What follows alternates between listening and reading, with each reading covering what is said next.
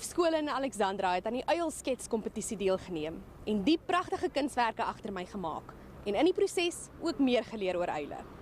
They fly at night, they have big wings, and they look very cute. They are not harmful, they are kind creatures. Die leerlinge van die Marlborough Combined School het vandag R5000 losgeslaan danksy hulle skitterende uilsketse.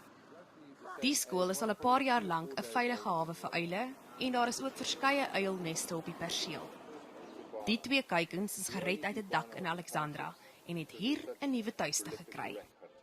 Leerlinge is daarvoor verantwoordelik om die kuikens te help voer en te versorg totdat hulle gereed is om die nes te verlaat. Die organisasie genaamd owlproject.org het die projek in Alexandra geloods om kinders op te voed oor uile en in 'n poging om stereotypes oor die voëls af te breek.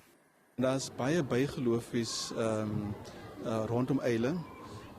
En ek kan onthou die eerste keer toe die uile op die skoolperseel kom, maar die kinders hewig gereageer, maar het hulle heeltemal hulle sienswyse verander. Van Zyl sê die voëls speel boonop 'n onontbeerlike rol in die natuur. Was daar baie probleme met rotte en ons het deel geword van die program om daai probleem te bekamp.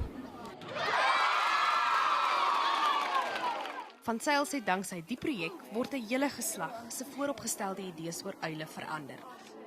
Carla Coetzee, Eunice, Alexandra in Gauteng.